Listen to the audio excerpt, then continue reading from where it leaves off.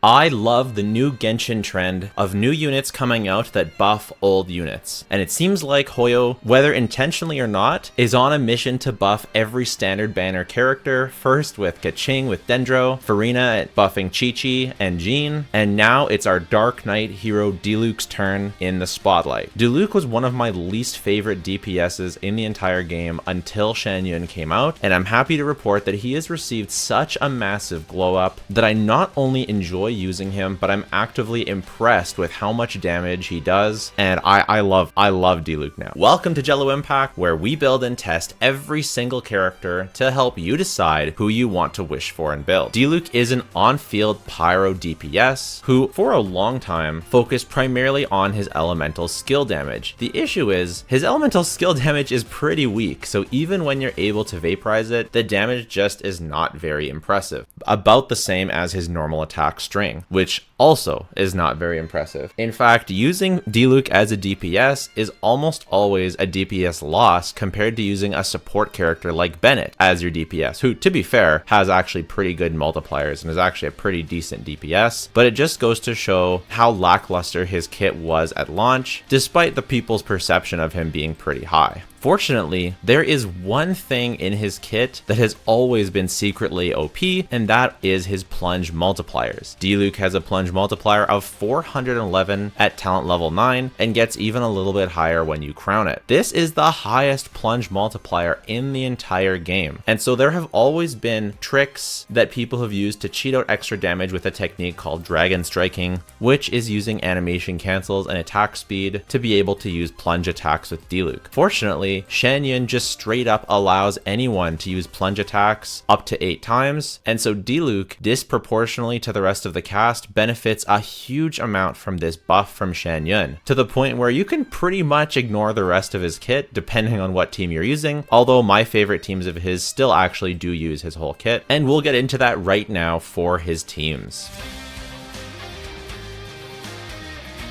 So we'll start with his Shan Yun teams, and then I'll go into a couple other team options that he has, although the only ones that I would recommend to the average player are the Shan Yun teams. And now the main one that I would recommend is Double Hydro Shan Yun with Farina Yelan. You can switch out for Farina to Xingqiu here, but the Farina buff is really big for Diluc and getting off tons of plunge damage, so you will take a pretty big DPS hit. However, the plunge attacks are still so powerful and vaping them is still so strong that even if you do switch to Xingqiu, as long as you have a well-built team, you will definitely still be able to 36 star, but I would make sure you prioritize Farina for this team eventually if you want to have fun, the most fun possible with your Diluc. The reason why I like this team over the traditional hyper carry, or not traditional, but over the more hyper carry Bennett one, is the main reason to use Bennett here is to get a double swirl off, and it's just very difficult. So there's two different ways you can play this team. Obviously the rotation, you'll start with skill and burst, then Yelan's burst and skill, then Shan Yun's skill and burst, and then you'll go to town with Diluc. You need to open with his burst to infuse his normal attacks with pyro, because otherwise, if you don't have C6 Bennett on this team, there will be no way to actually do pyro plunges. So that's really obviously very important, because vaporizing the plunges is key. It is absolutely critical to Diluc's damage. And from there, there's two ways you can play it. You can either weave elemental skills into his attack string. This will result as you getting less plunges overall, because his elemental skills are pretty slow and it takes time, and you already have to weave in a normal attack to proc Yelan's burst. So the other thing you can do is use all 3 elemental skills at the end of your rotation. This was pointed out by a TGS in his Diluc guide, so I have him linked in the description. I was able to rotate the perpetual mechanical array with this team no problem at all while weaving in the skills, so the team would actually just get better if you're able to use them after, because the idea is to use them after Farina's buff has expired, and so that's normally after Farina's buff expires, that's when you want to switch out and go back to starting your rotation over again. But you do need to use the skills one way or another, because otherwise you just won't have enough energy for your burst. And although he has a pretty low energy cost burst, you still need to use the skills, because otherwise, yeah, you're just not gonna be able to burst, then you don't have any pyro. The other thing I like about this team is there's no circle impact, so no matter where the enemy goes, you don't have to be in Bennett's circle, so you're very free on this team to go anywhere. I love how brain dead it is to play. There's no, like, you're swirling hydro, which is not ideal. You're not getting pyro swirls. I wonder if there's a way to use his elemental skills place and the right time in the middle of your rotation. Like use Farina, then Yelan, then 3 elemental skills to apply Pyro, then Shen Yun to get a double swirl. I doubt it. And you're also wasting Farina Yelan uptime on your double swirl, so it's probably not worth it. But it's kind of a funny thought that I had. I don't recommend it. I recommend just doing the brain dead way, and that is what I love most about this team. I'm a masher at heart, and that's what I love doing. So the combo for Diluc is you use his burst, then you'll normal attack to proc Yelan, you'll jump and plunge, normal attack, cancel your plunge, then jump and plunge. That'll give you plenty of hydro to vape every hit, and you'll go to town. The enemies will die. It'll be awesome. Something you can do is run Yelan on the Noblesse artifact set, because she's not going to be doing nearly as much damage on this team and you don't have another Noblesse user, and that will actually yield more overall DPS. I didn't do that. I just left her on Emblem because I can't be bothered to switch artifacts around. But overall, yeah, highly recommend this team. If you want to make Diluc work, this is what I recommend. You obviously can definitely switch out Yelan for Xingqiu on this team, but the damage bonus that she does provide is relevant, so it's definitely optimal to use Yelan, but Xingqiu is going to be completely fine. And on to his hyper carry team. This team is really good. It is the DPS ceiling for Diluc, and it does obviously amazing damage. Ideally, you're going to have C6 Bennett so that you don't have to waste time on Diluc's burst, since it takes a really long time to come out and does not do proportional damage to the time it takes. So if you have C6 Bennett, all you want to do is spam plunges. You start with Farina, then use Bennett's skill and burst into normal attack. This will apply Pyro. I personally like to use Shen Yun's skill and burst before I use Bennett, and then just swirl with Shen Yun's normal attack. The problem is it's really hard to get the swirl. I wasn't actually able to get the double swirl. I don't know if I ever got it, really. Regardless of getting the double swirl or not, it still clears, but to actually have it be the optimal team, you need to get the double swirl. You also might need to delay your plunges slightly because Farina's hydro application is a little bit slow. So overall, this team, while technically the best, has quite a few caveats, plus you're playing in Bennett's Circle Impact, and overall, I don't love it. I would much rather just use this team. This team just has too many downsides. Even though it technically is his best and it is very high, it is a very good team, I would recommend just taking out Bennett and putting in Xingqiu or Yelan. Diluc had some old teams, good old VV Vape, Double Hydro Zhongli. I don't recommend any of these anymore. I didn't like them to begin with. That's why I haven't ever made a Diluc guide, because I just never liked any of these teams. So I really don't recommend them. The one that I've seen that could be good for some people is he has a melt team. Can he plunge melt? Hello, it's a bit more. But anyways, his normal melt team, you can either use Kaya Diona, Kaya Rosaria, and basically you're getting, I've seen really impressive melt clears. You can find them on YouTube, but I've never been able to get them really to work. I don't recommend them unless you really know what you're doing. You can absolutely make Burgeon Diluc work. I think probably you're better off using Baiju as your healer over Bennett, because you're going to be building Diluc full EM, so Bennett doesn't really do anything. This is definitely going to work. It's not my favorite Burgeon team for sure, and it's not the best Burgeon team, but if you don't have Shen Yun, this is the best way to get a Diluc team that does lots of damage. His skills and normal attacks have decent AoE, so you're able to proc a decent amount of versions. Overall, it's just like Diluc being carried by the reaction, but that's totally fine. You know, he's on field, he's doing swings, things are dying, it's good. But the reason why I like these teams so much more is because you can see those big 150k vape that actually do big damage. So that's what I like about the new Diluc playstyle. It's so fantastic that we finally have a way to make him work really well. I sort of can't get my mind off Melt Diluc now. Let me know if anyone's tried something like this. I feel like it's probably bad. I couldn't get Gaming Melt to work because of uptime issues, and I feel like you're gonna have the same issues here. Let me know if you've tried it. Let me know if you've made it work. Send me a YouTube link if you've seen this work well. I have not been a fan of melt teams. We need a melt character that doesn't snapshot, that has good damage, that has good off-field cryo application, that lasts a long time, and that somehow let us do a double swirl setup. I think it could happen, but it's definitely not here yet. For build guide, if you're playing Diluc in Burgeon, you definitely want to 90 him. Otherwise, you can leave him level 80 because all you're getting is some base attack, which isn't the biggest deal, especially if you are using a base attack weapon. But obviously, if you want to max him out, go for it. But it's pretty much the lowest priority of characters that you can benefit from level 90. Like, it's lower than Animo, Swirling, it's lower than Hyper Bloom, Electro, Nilou Bloom, but it's also lower than characters that scale off HP, like Farina, Novelette. So definitely one of the lower priority carries to 90, but obviously he does benefit from it. For talents, for plunge, you want to primarily focus on the normal attack. The skill and burst basically do no damage in these teams. The burst is just for the pyro infusion, and the skill is just for giving his burst energy to pyro infuse. If you're using him with Bennett, you can leave these as level 1 because you'll actually never use them as long as Bennett is C6. Bennett isn't C6, then it's the same sort of thing. You need the energy, you need the burst. You still might as well level up his burst and his skill because you're still going to be using them, but you know, it'd be better to crown your normal attack before even level 8ing these two, right? If I could go back in time, I would take away his skill and burst levels until I could crown his normal attack, because it's just so much more worth it to crown or to get his normal attack to a high level than getting these anywhere. Like I would crown normal attack, yeah, before getting these to like level 8. Like I would level 7, 7, 10 and potentially stop there. For constellations, I mean, you get them eventually. You can't wish for them anyways, so I won't really go over them.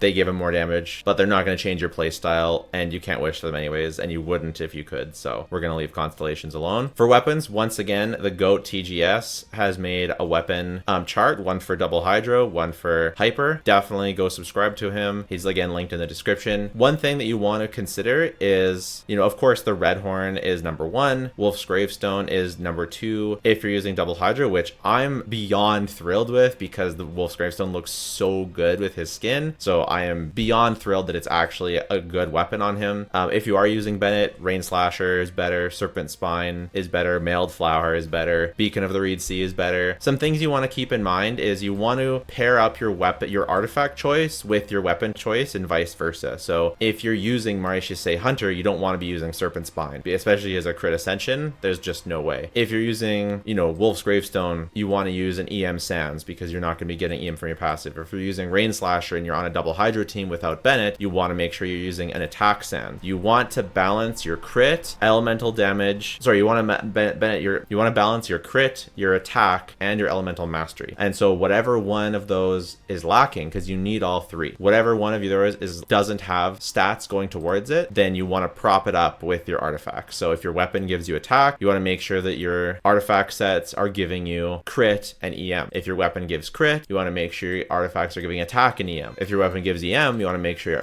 your artifacts are giving attack and crit. Obviously, the more the merrier for all of them, but you don't want to deplete of all of them. You don't want to have, you know, less than 100 EM. You don't want to be having super low attack. You don't want to be having super low crit. You have to find that balance. And Marishisei is hard to use on him. I will say that's one of the best things about Redhorn Stone Thresher on him. Like, I'm overcapping on crit rate just barely, and my crit damage is pretty low, so I could definitely use some more crit damage either from artifact sets or from having a weapon. But I'm still very, very happy with this build, even though it isn't absolutely a nutty build, I'm still very happy with it because of how well he's doing. So choose the best weapon and artifact set combination that you have.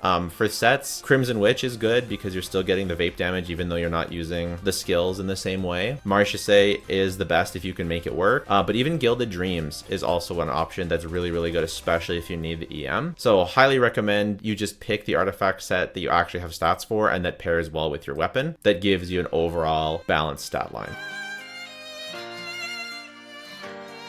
For vertical investment, the biggest thing you can do for Diluc is obviously get him that 5-star weapon, whether it's the Wolf's Gravestone or the Redhorn Stone Thresher. But I wouldn't prioritize that number 1 unless... No, I wouldn't prioritize that number 1 for vertical investment. The best thing you can do, as with any Farina team, is go for Farina C1 and C2. They're both so broken constellations. That's definitely the best primo gem for your buck. Of course, if you don't have Shenyun, that's number 1, get Shenyun. Number 2, get Farina constellations. Number 3, get Diluc, you know, Redhorn Stone Thresher, or whatever, maybe another good claimer will come out in the future.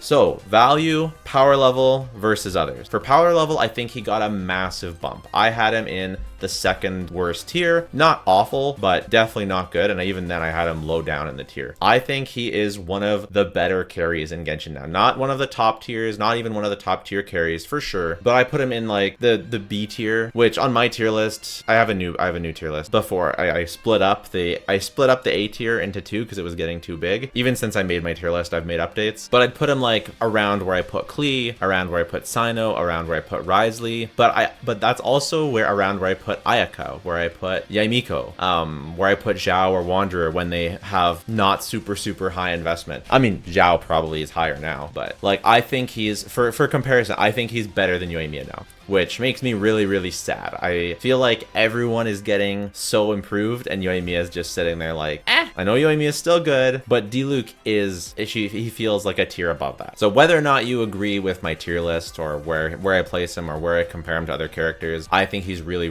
good. How does he compare versus Hu Tao? Well, Hu Tao is on even another level. How does he compare to Gaming? C0, I think he's better than Gaming. C6 Gaming, I think is better than Diluc, but it's not like a crazy disparity. But overall, it doesn't really matter where exactly he goes versus all the other characters and everything like that. What really matters is that he feels very strong. So if you want to build him and you want to play him, you should. And I actually think he's a pretty high value unit now, because now you don't need to wish for any other power DPS. If you have him, you get Shen Yun. You don't need to get Hu Tao. You don't need to get Linny. You don't need to get Gaming at a high constellation. You don't need to get Klee. You don't need to. He is a great power DPS. Like, I think he is probably the best standard banner. Yeah, I think he's the best standard banner carry. Better than Tainari, better than Keqing for sure, especially because he has such good AoE. But that's, this is my opinion, and if you get offended by this opinion section, then that's okay. And if you disagree with me, that's okay. Like, this is my opinion and my perception after playtesting him and playtesting all the other characters. I think Diluc is really good now, and